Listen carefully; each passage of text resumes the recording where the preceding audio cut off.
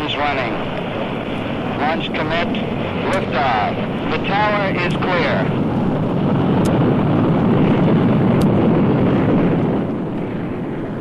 For 3,000 years, men gazed at the far-off moon and dreamed of going there someday, lifted by balloons perhaps, or riding in a carriage drawn by swans, or wafted magically on the rising dew from some enchanted meadow.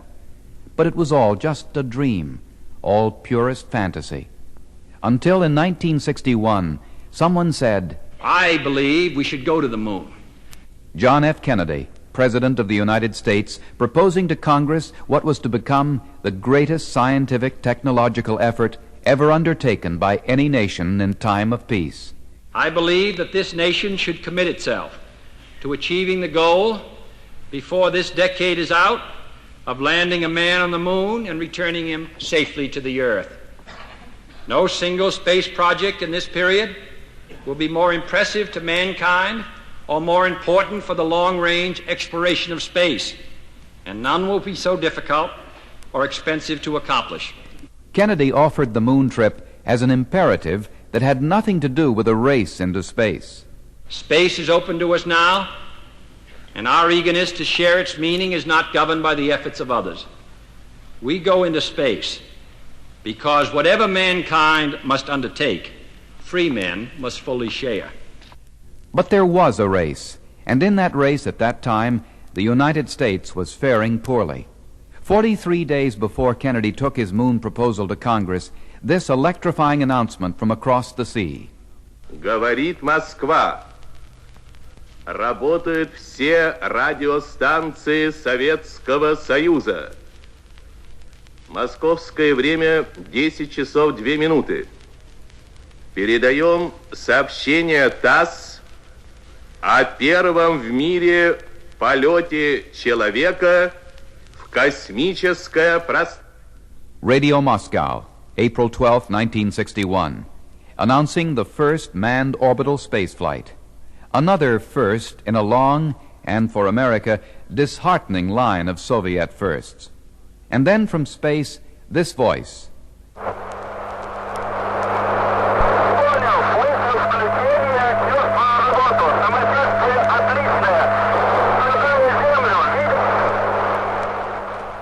Yuri Gagarin, reporting triumphantly on his condition in the course of a one-orbit flight around the world, a flight that opened the era of manned space travel.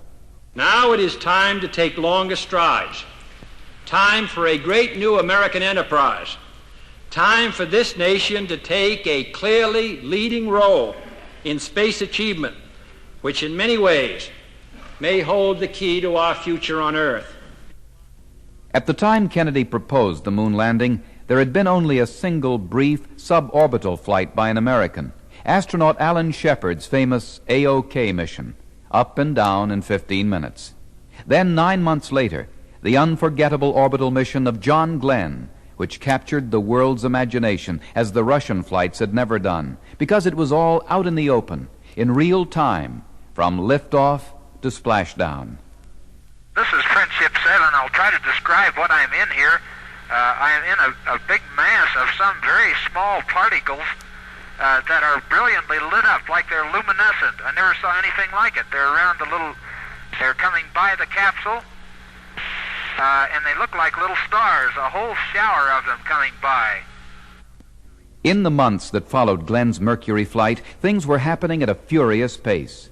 By September of 1962, another orbital mission had been flown. The rocket and spacecraft for still another were on the launching pad. A whole new project called Gemini had been started, and all the major contracts for Apollo moon hardware had been let. America was on the way, no mistake about it. And at the new space capital of the free world, John Kennedy gave a progress report and answered some of the whys that a few people were beginning to ask. It is not surprising that some would have us stay where we are a little longer, to rest, to wait. But this city of Houston, this state of Texas, this country of the United States was not built by those who waited and rested and wished to look behind them. Kennedy reaffirmed his conviction that the way would not be easy, but that the rewards would be great. Only if the United States occupies a position of preeminence can we help decide whether this new ocean will be a sea of peace or a new terrifying theater of war. But why, some say, the moon? Why choose this as our goal? And they may well ask, why climb the highest mountain? Why, 35 years ago, fly the Atlantic? Why does Rice play Texas? We choose to go to the moon. We choose to go to the moon in this decade and do the other things, not because they are easy, but because they are hard.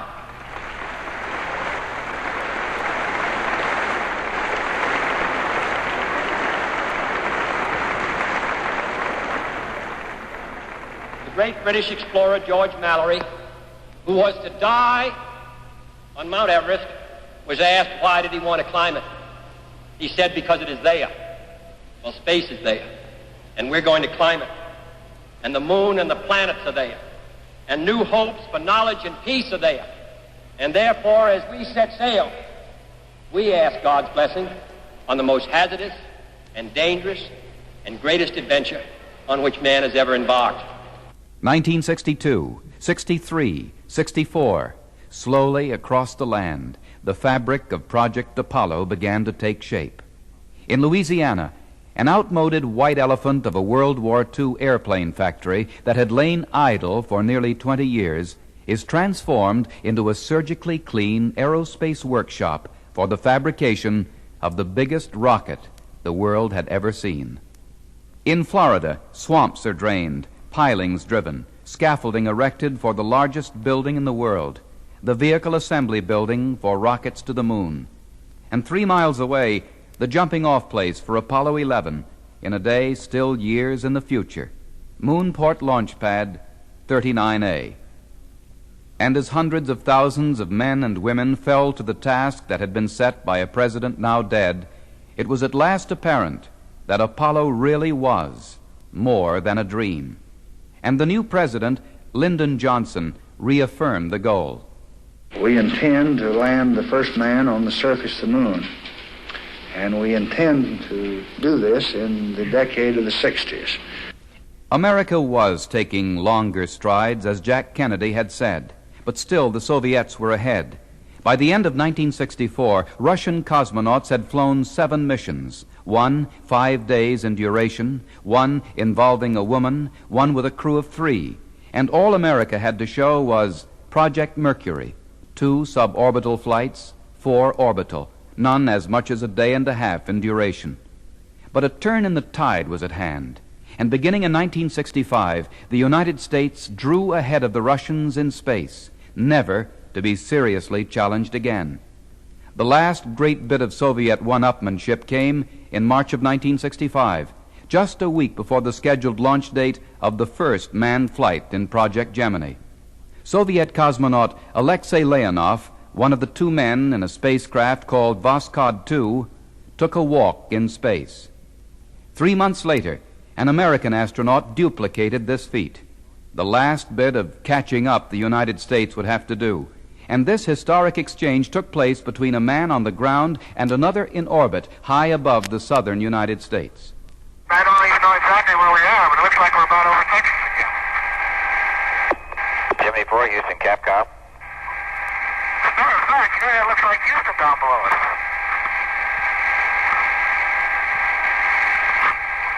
Jimmy 4, Houston, Capcom. And hey, Gus, I don't know if you're reading, but we're right over Houston. Look, right out and look. Jimmy 4, Houston. See what flight director's got to say. The flight director says get back in. Well, this is Jim. What, got any message for us? Jimmy 4, get back in.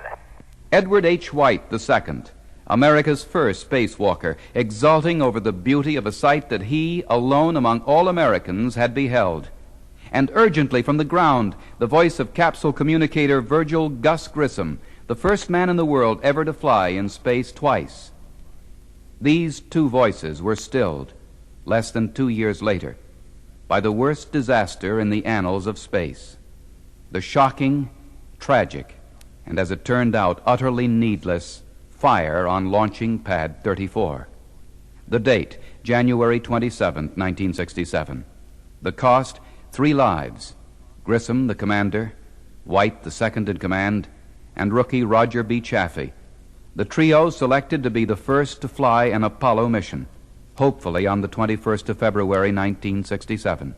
For a while in those bleak early months of 67, it seemed that the whole Apollo program, and not just a single spacecraft, had gone up in flames.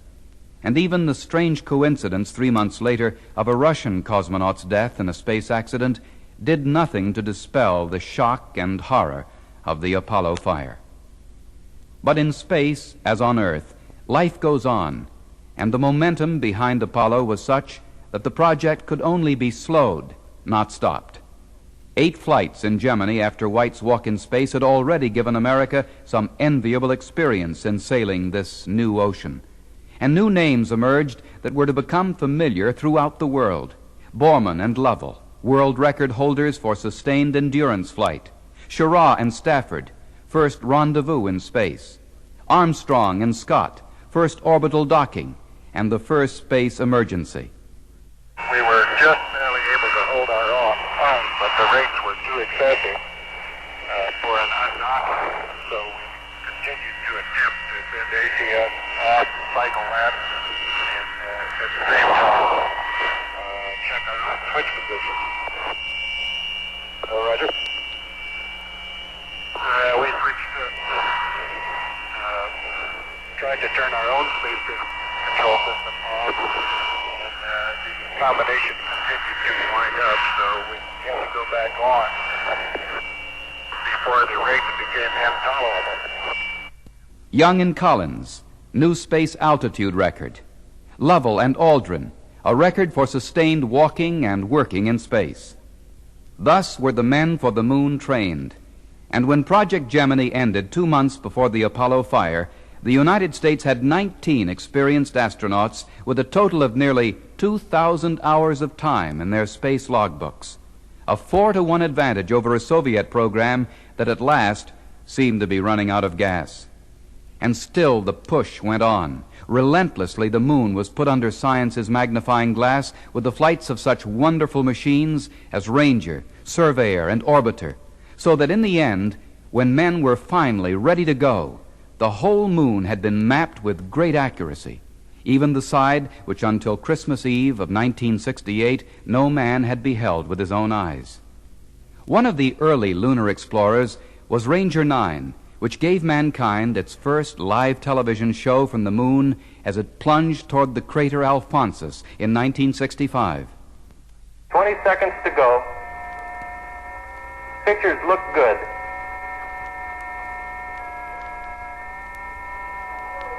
Each picture jumps you closer to the surface.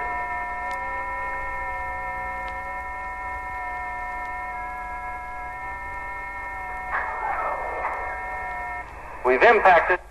It took 20 months and an estimated $700 million to correct the problems laid bare by the Apollo disaster.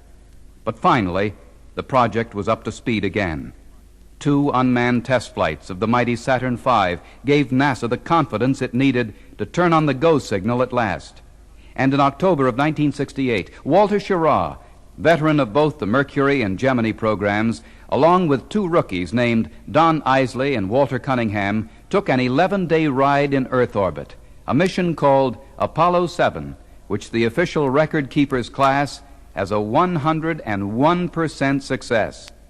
There were some memorable moments of high good humor on that flight, like this one, when the onboard television camera was turned on for the first time. Hey, we got you. I can see Isley talking there. Hey, Don, turn your head to the right. There you go. Hey, you're picking up. I can read it now. Just a minute.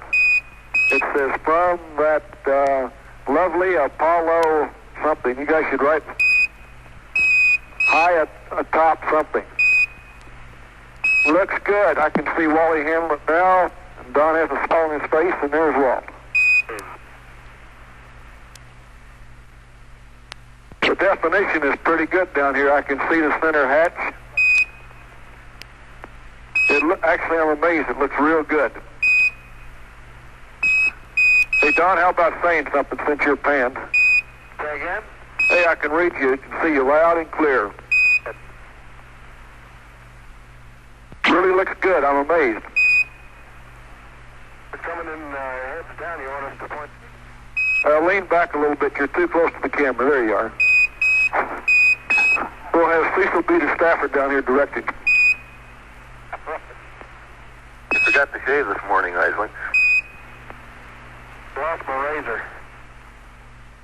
Yeah, some of the reproductions here are real good. I can look out through Wally's rendezvous window, and I can see the coas up there, the orbrate ball. Right down the Gulf Coast.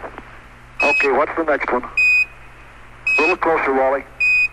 It says, keep those cards coming. Keep those cards and letters coming in, folks. It's loud and clear. And then, the flight to the moon, a bold step that rivals Apollo 11 itself. The Christmas-time mission of Apollo 8 and the unforgettable sound of Bill Anders, Jim Lovell, and Frank Borman reading the opening verses of the book of Genesis that tell the story of creation. In the beginning, God created the heaven and the earth. And the earth was without form and void, and darkness was upon the face of the deep. And the Spirit of God moved upon the face of the waters. And God said, let there be light. And there was light. And God saw the light, that it was good. And God divided the light from the darkness. And God called the light day, and the darkness he called night, and the evening and the morning were the first day. And God said, let there be a firmament in the midst of the waters. Let it divide the waters from the waters. And God made the firmament, and divided the waters which were under the firmament from the waters which were above the firmament. And it was so. And God called the firmament heaven, and the evening and the morning were the second day.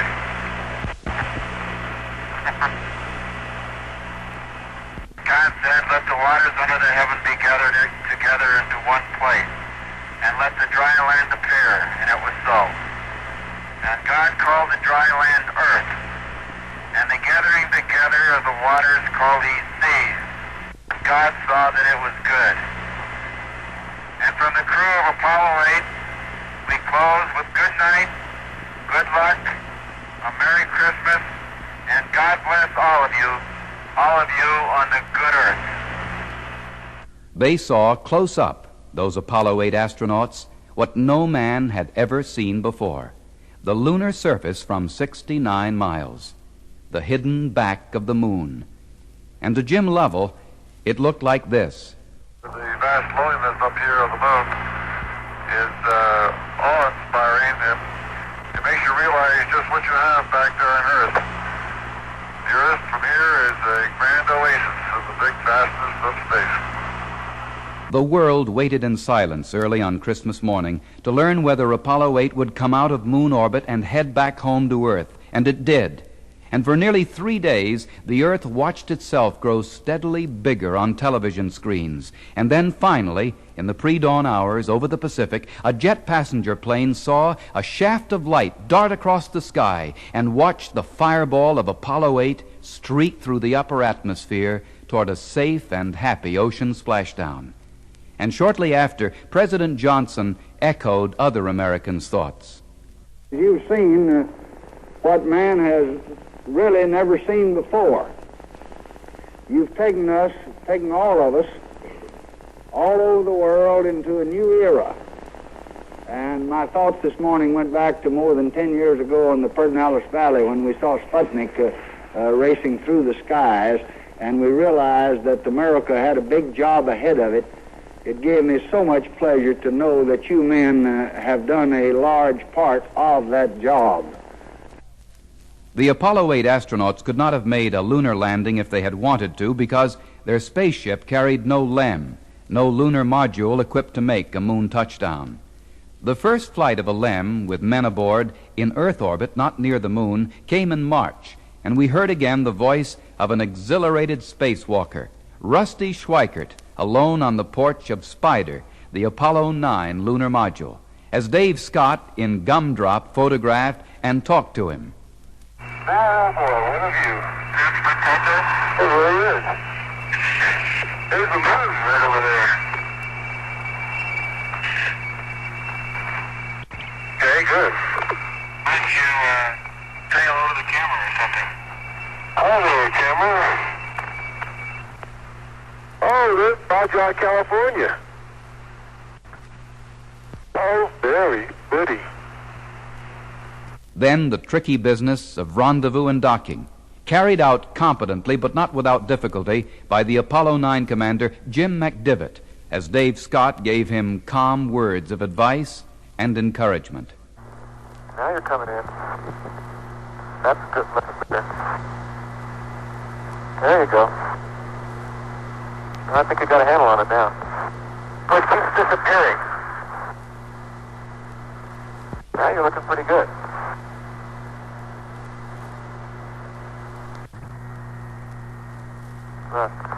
Top capture. Hey, Gary. Okay. Let's get it lined up.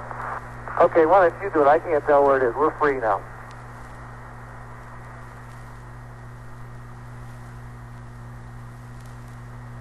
Good show, Spider. Well, it's a very nice docking. That wasn't a docking, that was an eye test. Apollo 7, Apollo 8, Apollo 9, 3 down, 2 to go to the moon. In May, the memorable, exciting, and utterly delightful flight of Charlie Brown and his pup Snoopy, the most daring flight ever attempted, a low-altitude pass over the surface of another world. Tom Stafford piloting, Gene Cernan chattering away down there among the rocks and boulders. Oh, Houston, this is Snoopy. Right, Snoop, go ahead. We is going. We is down among them, Charlie. Roger, I hear you weaving your way up the freeway. Can you give me a post-burn report, over? Yeah, as soon as I get my breath. The test was passed. The last preliminary satisfactorily carried out. The way completely clear at last for the real goal of Project Apollo. And finally, in June of 1969, the green light was flashed for Apollo 11. The man ultimately responsible for that go decision was Space Administrator Thomas Paine, a scientist who took over the top NASA job just about the time manned Apollo flights were beginning. Almost on the eve of the Apollo 11 mission, in an exclusive interview in his Washington office, Dr. Paine gave this summary of progress to date in the conquest of space. We've come a long way in the 8 years of the Apollo program. You well remember the small 4-pound Vanguard satellite. The fact that we can now talk in terms of 100,000 pounds orbiting the moon is a good indication of how far we've come. I think beyond that it's a people thing. We have trained a whole generation of space scientists, space engineers, space production workers. We've involved American industry, American university, the people in our NASA laboratories, young people. And America has, I think, matured as a space power in this 8 years. The real message of the Apollo 11 mission is the fact that we can now, for the first time, undertake to sail out on what President Kennedy called the new ocean of space. We can pass across to the distant shores and land there, and we can climb down from our spaceship and walk on the surface, and then we can return to the planet Earth. This is the real message of Apollo 11. It demonstrates that we have become a spacefaring nation. Beyond that, in a more philosophical sense, I think perhaps that Apollo 11 means that for the first time, life as we know it here on Earth has progressed beyond the confines of this planet to other parts of the solar system. First men, but really all terrestrial life can undoubtedly move on out and find a foothold in other parts of the solar system. And that's very clearly a fundamental breakthrough which changes the whole destiny of mankind, in my opinion.